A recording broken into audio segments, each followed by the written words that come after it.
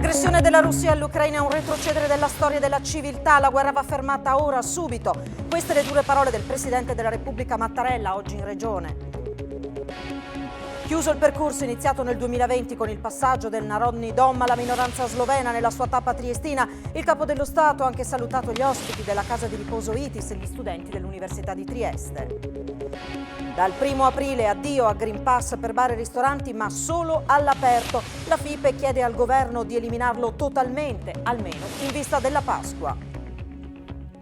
Iniziate oggi a Casa Cavazzini le delicate operazioni di imballaggio dei quadri che sono stati richiamati in patria da 3 musei russi, ma la mostra La forma dell'infinito prosegue fino ad aprile con autorevoli sostituzioni. Non vanno condannate le società che acquistano stranieri, piuttosto va fissato un numero minimo di italiani titolari. La proposta è di Manuel Gerolin per valorizzare il calcio nazionale. L'intervista a Bianconero.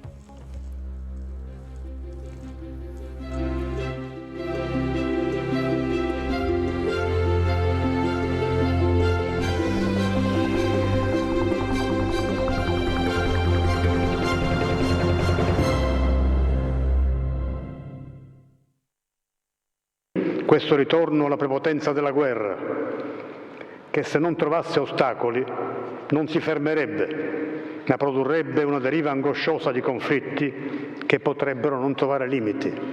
Occorre fermarla, ora, subito. Questa è la copertina del nostro telegiornale. Buonasera a tutti, copertina che abbiamo dedicato alle parole del Presidente della Repubblica, Sergio Mattarella, forse al passaggio più significativo del discorso che ha tenuto oggi a Trieste, la sua dura condanna alla guerra e la richiesta che il conflitto termini immediatamente. Parole queste pronunciate all'Università di Trieste in occasione dell'inaugurazione del nuovo anno accademico, una delle 3 tappe della sua visita istituzionale di questa mattina a Trieste. Ripercorriamo le 3 tappe con il servizio di Andrea Pierini. Il capitolo conclusivo dei drammi del Novecento, i giovani con l'Università di Trieste e poi gli anziani ospiti della casa di riposo ITIS. Mattinata intensa per il Presidente della Repubblica Sergio Mattarella, che ha iniziato la sua visita nel capoluogo giuliano dalla prefettura, dove è stato firmato il passaggio di proprietà del Narodni Dom dall'Università, con il rettore Roberto Di Lenarda, alla Fondazione Narodni Dom, e all'interno della quale verranno ospitate le attività della comunità slovena, da quelle economiche a quelle sportive. Un percorso iniziato nel luglio 2020 con la storica visita insieme al collega sloveno Borut Pahor alla foiba di Basovica. Rado Raze, presidente della fondazione, ha sottolineato che sarà la casa di tutte le minoranze, aprendo le porte quindi anche ad altre realtà.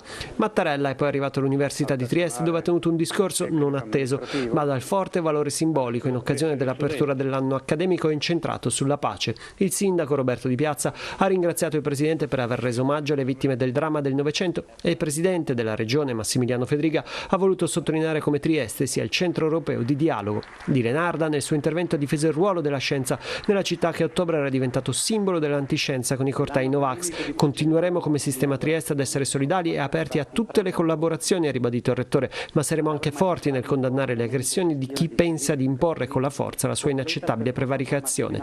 Riccardo Formisano, presidente del Consiglio degli Studenti, nel suo intervento invece posto l'accento sul ruolo dei giovani, poco ascoltati e troppo spesso spinti verso il mondo del lavoro senza adeguata preparazione. Io faccio parte della categoria, d'altro canto anch'io, ma gli anziani sono non soltanto un punto di affetto per le altre generazioni, ma sono anche portatori dell'esperienza, dei ricordi, della storia, della trasmissione di conoscenza, di vita, e questo li rende preziosi nella vita della società. Con queste parole Mattarella ha voluto invece salutare gli ospiti della casa di riposo ITIS, una realtà da oltre 500 posti, dove, accompagnato dal presidente Aldo Pahor e dal direttore Fabio Bonetta, Mattarella ha incontrato e parlato con molti ospiti. 100 e anche oltre. Torniamo ora alle parole pronunciate da Mattarella nell'aula magna dell'Università di Trieste. Ha parlato dell'aggressione della Russia all'Ucraina come di un retrocedere della storia e della civiltà. La pace, ha poi aggiunto, è sempre doverosa e possibile. Si pensava, confesso lo pensavo anch'io, che questa drammatica esperienza vissuta da tutto il mondo contro un pericolo comune che ha messo a rischio il genere umano avesse fatto comprendere anche a livello dei governi degli Stati l'esigenza di ricercare condivisione, dialogo, collaborazione. Non poteva essere di richiamo più convincente di quello che è avvenuto per spingere tutti gli Stati, tutti i popoli a fronteggiare insieme i nemici dell'umanità. Invece abbiamo dovuto assistere al riesplodere di aggressivi egoismi nazionali, alla moda di quanto non avveniva dall'Ottocento, un retrocedere della storia e della civiltà che mai avremmo immaginato possibile in questo inizio di millennio,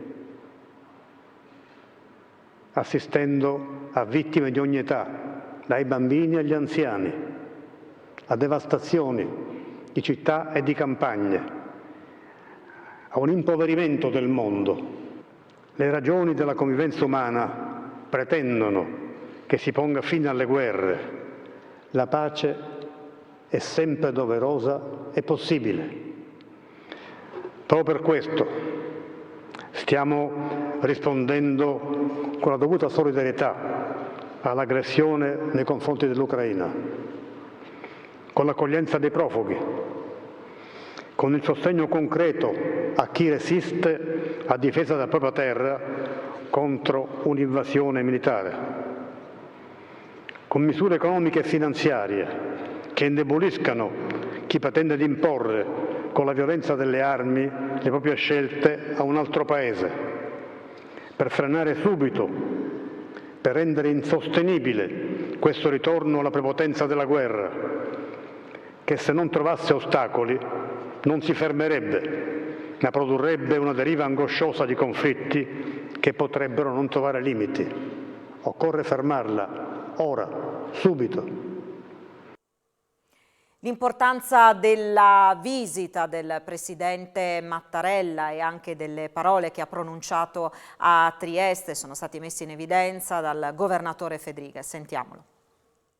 Trieste ha dimostrato che anche attraverso il proprio sistema scientifico è riuscita a far incontrare culture e popoli che magari erano in conflitto fra di loro. Ma attraverso la cultura e la scienza penso che si possa instaurare un dialogo di pacificazione e Trieste penso che sia simbolica su questo, perché penso sia stata capitale della storia del dialogo. Anche il Presidente della Repubblica mi è sembrato molto contento della visita odierna, anche per gli incontri sia a partire da quelli in prefettura che all'università con gli interventi svolti, anche qui perché, anzi qui l'ho visto veramente particolarmente emozionato il Presidente con la visita all'ITIS, e non c'è dubbio che condannare l'aggressione è quello che fortunatamente tutte le forze politiche unanimemente hanno fatto anche all'interno del Parlamento, e quindi su questo penso non ci sia possibilità di discussione. Bisogna aiutare, oltretutto è quello che sta facendo il sistema delle regioni, i profughi della guerra. Io ho fatto un passaggio anche durante l'intervento, se avete notato, dove però ho detto che la cultura serve a non isolare ma ad aprire il dialogo. Quindi devo dire che iniziative dove persone semplicemente perché hanno il passaporto russo devono essere estromesse, magari non hanno nessuna colpa, anzi magari sono contrarie alle scelte del governo russo, non si possono isolare, bisogna anzi coinvolgerle nel dialogo. Diversi gli esponenti della politica che hanno seguito la visita del Presidente Mattarella a Trieste. Sentiamo allora le parole del Presidente del Consiglio regionale Zanin, del Vicepresidente della Regione Riccardi e delle deputate Serracchiani e Savino.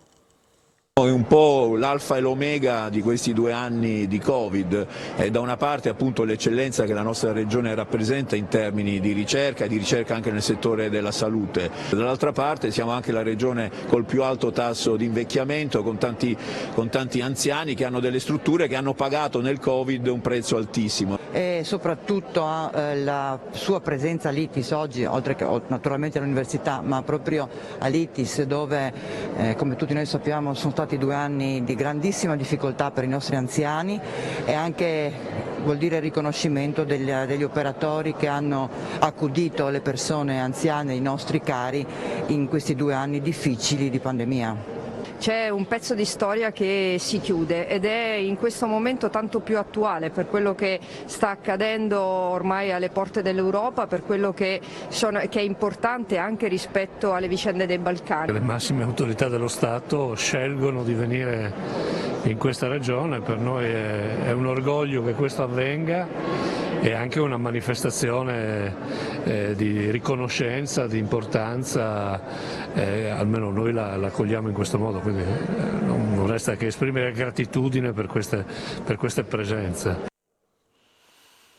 E si è parlato oggi anche di pandemia, lo ha fatto il Presidente della Repubblica Mattarella, poi il concetto è stato ripreso. Ebbene, la Fondazione Gimbe oggi ci dice che siamo sostanzialmente arrivati al plateau dei nuovi casi e che dunque si andrebbe verso una discesa della curva. Ci troviamo in un plateau di nuovi casi giornalieri di contagio che si sono stabilizzati ormai da circa 7 giorni attorno a quota 70-71.000, spiega Nino Cartabellotta, presidente della Fondazione Gimbe.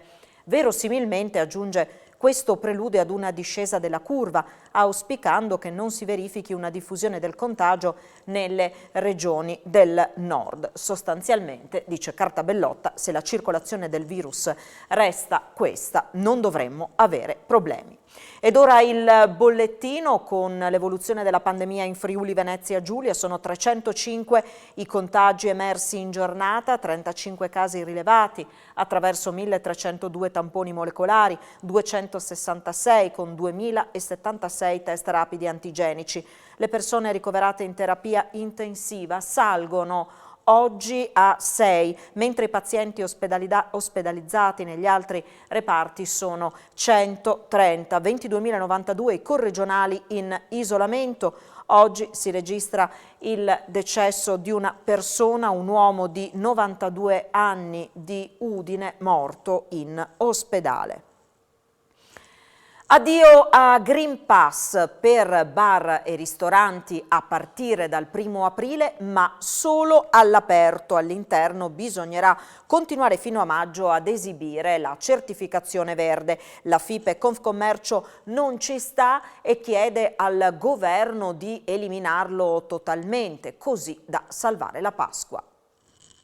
Dopo un Natale all'insegna del Green Pass, baristi e ristoratori pensavano che avrebbero passato una Pasqua ben diversa. Invece dovranno chiedere il certificato verde all'interno dei locali ai clienti per più di un altro mese, mentre all'esterno l'obbligo cesserà il 1° aprile, ma la categoria si aspettava ben altro. Non capiamo perché dobbiamo restare questi 30 giorni con un Green Pass all'interno. Secondo me si poteva fare qualcosa in più.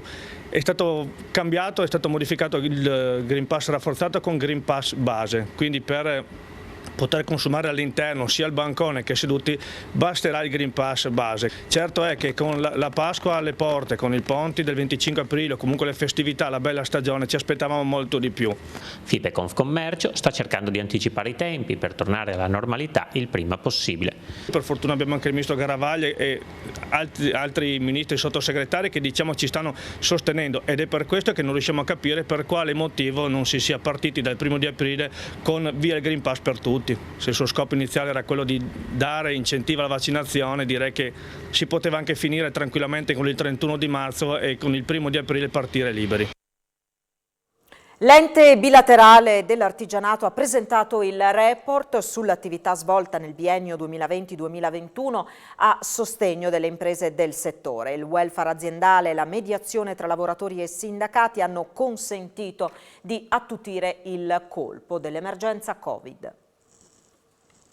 Mi ha messo a dura prova il mondo degli artigiani, ma il comparto ha resistito grazie alla sinergia tra imprese e sindacati. Fondamentale in questo senso è stato il ruolo dell'ente bilaterale dell'artigianato, che durante il Covid ha erogato quasi 60 milioni ad aziende e lavoratori tramite il Fondo Ministeriale di Solidarietà. Abbiamo messo in protezione, attraverso anche i fondi ministeriali erogati da FSBA, quasi 20.000 lavoratori. Questo ha permesso di garantire la permanenza in azienda delle risorse immancabili nella realtà delle imprese artigiane. L'EBIART è proprio l'esempio migliore che possa esserci di sinergia e di cooperazione fra gli enti datoriali e le associazioni di sindacali. Siamo stati protagonisti attraverso questi enti della bilateralità nel dare risposte ai nostri dipendenti, è stato un gesto di sussidiarietà e di solidarietà. Tra gli interventi di welfare bilaterale, l'EBIART ha annunciato un nuovo sussidio per le imprese che hanno in carico uno o più lavoratori diversamente abili. Non manca inoltre l'attenzione sul tema della sicurezza. Abbiamo istituito questo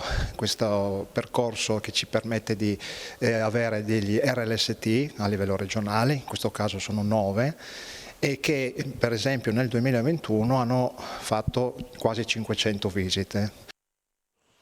Ci colleghiamo adesso al telefono con il nostro Daniele Micheluz che ci aggiorna su un terribile incidente con esito mortale che è accaduto a Vivaro. Buonasera Daniele.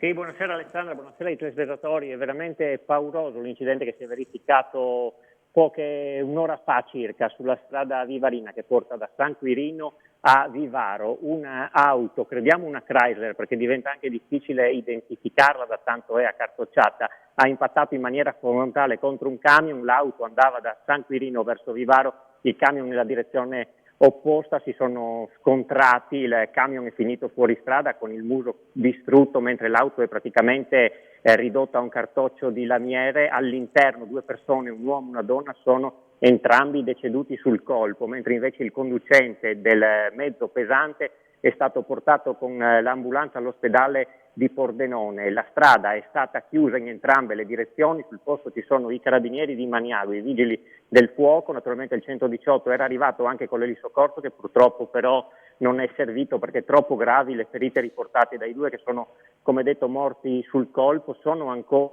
praticamente all'interno dell'auto, in questo momento li stanno rimuovendo e la scena è veramente brutta da vedere. I carabinieri stanno adesso cercando di ricostruire quella che possa essere la dinamica, anche se appare chiaro che sia stato uno scontro frontale. Ancora non ci sono notizie sull'identità di queste persone, cercheremo appunto in questi minuti, nelle prossime ore, di riuscire a recuperare anche la loro identità e, come dicevo, sono in corso ancora le operazioni che cercano appunto di estrarre questi corpi. Avvisato anche il PM di turno, naturalmente i mezzi verranno posti sotto sequestro e poi insomma nelle prossime ore diventerà anche più chiara la dinamica e le responsabilità, tant'è che purtroppo il bilancio di questo incidente è di 2 morti, un uomo e una donna, e un ferito in maniera pare non grave che è l'autista del mezzo pesante. Per il momento da Vivaro è tutto Alessandra e direi insomma di tenere d'occhio anche i nostri social Telefriuli.it per rimanere aggiornati e vi daremo conto insomma del proseguio delle operazioni di questo incidente. Grazie a Daniele Micheluz per questo aggiornamento in diretta. Parliamo ora di un infortunio sul lavoro che si è verificato nel primo pomeriggio in un'azienda di Sacile. Un giovane operaio è caduto da una scala procurandosi un grave trauma alla schiena. Stava effettuando alcuni lavori su una scala quando ha perso l'equilibrio ed è caduto da un'altezza tra i 2 e i 3 metri. L'episodio è accaduto nel primo pomeriggio all'azienda Antares Cucine di Sacile. Vittima dell'infortunio sul lavoro un dipendente di una ditta esterna che stava effettuando alcuni lavori. Immediata è scattata la richiesta di soccorsi, arrivati sul posto con l'ambulanza e l'elicottero del 118. All'uomo, un giovane operaio, rimasto sempre cosciente, sono state prestate le prime cure sul posto, poi è stato trasportato con l'ambulanza in un vicino campo dove era atterrato l'elisoccorso che lo ha trasferito in volo all'ospedale di Udine. L'uomo ha riportato un trauma alla zona arachide lombare ma non è in pericolo di vita. Sul luogo dell'incidente sono arrivati anche i carabinieri di Sacile e gli ispettori dell'azienda sanitaria per verificare la dinamica dell'accaduto e riscontrare eventuali responsabilità. Sono in corso le valutazioni da parte dello Spisal e delle forze dell'ordine intervenute. Il capogruppo in Senato di Fratelli d'Italia Luca Ciriani attacca il ministro della Giustizia, sul tappeto la complicata situazione del Tribunale di Gorizia. La giustizia a Gorizia è bloccata dalle pratiche degli stranieri del CPR di Gradisca e dal Ministero non è giunta alcuna soluzione. E questa in estrema sintesi la presa di posizione di Luca Ciriani, capogruppo di Fratelli d'Italia in Senato. Il politico pordenonese si è scagliato contro il ministro della giustizia Marta Cartabia dopo la risposta a una sua interrogazione, nella quale aveva denunciato le carenze d'organico del Tribunale di Gorizia, aggravata, dice il senatore, dall'apertura nel 2019 del CPR di Gradisca di Zonzo. Questa situazione, tuona Ciriani, ha di fatto costretto il giudice di pace di Gorizia a svolgere in maniera prevalente le procedure per le convalide delle posizioni degli stranieri trattenuti, a discapito delle attività giudiziarie, penali e civili. Dinanzi a questi ritmi ingestibili, conclude, il ministro Cartabia si è semplicemente limitata a rendicontare l'insufficienza di personale, constatando ritardi e problemi. Anfas di Udine avvia un progetto pilota per l'inserimento nel mondo del lavoro di persone con problemi a livello intellettivo e relazionale. Potranno svolgere diverse mansioni a seconda delle attitudini di ognuno, essendo seguiti sul campo da accompagnatori esperti e potranno essere poi pagati attraverso l'associazione. Inserire a livello lavorativo le persone con disabilità intellettiva o relazionale è quanto si prefigge l'Anfas, Associazione di Famiglie di Persone con Disabilità Intellettiva e o Relazionale di Udine, che in occasione del 54esimo compleanno ha presentato l'attività dell'associazione e progetti innovativi. Che anche le persone con disabilità intellettiva possono lavorare, possono essere pagate per il loro lavoro anche se non hanno la legge 68, che voi sapete è la legge per le liste speciali, che però per le persone con disabilità intellettiva è quasi impossibile da ottenere. Ecco, e quindi il progetto? Portare un gruppo di ragazzi ad andare a fare dei lavori sul campo, in agricoltura ma non solo. E questo progetto partirà il 2 di aprile, cioè fra una settimana, proprio a casa mia, perché sono la prima ad ospitare il gruppetto di lavoratori. E quindi 4 di questi ragazzi verranno a casa mia, faranno quello che poi gli dirò io e dopodiché pranzeremo tutti insieme. E con questo noi daremo il via a questo progetto. Ladri in azione in municipio a San Vito al Tagliamento. Questa mattina la scoperta della mancanza di una trentina tra computer, portatili e cellulari. Indagini in corso da parte della polizia locale. Brutta sorpresa questa mattina in municipio a San Vito al Tagliamento. I primi dipendenti arrivati al lavoro si sono accorti della mancanza di alcuni device, tra cui cellulari di servizio e PC portatili che non erano più al loro posto. Subito è stato effettuato un censimento del materiale trafugato. Sono spariti una trentina di dispositivi, precisa il sindaco Alberto Bernava, apparecchi in via di dismissione ma che ci facevano comodo. Purtroppo è una situazione spiacevole, conclude. Al lavoro per individuare i responsabili è la polizia locale di San Vito al Tagliamento, che non ha riscontrato segni di effrazione evidente. Per le indagini saranno prese in considerazione anche le immagini della videosorveglianza esterna del municipio che potrebbero fornire qualche indizio in più. Il valore totale della merce rubata si aggira attorno ai 5.000 euro, ma fortunatamente, come sottolinea il primo cittadino, sui computer rubati non erano stati caricati dati sensibili della cittadinanza. E sono stati intensificati i controlli della Polizia di Stato nel Friuli occidentale, in particolare nei parchi pubblici. L'obiettivo è quello di contrastare lo spaccio di droga, l'immigrazione clandestina e i furti.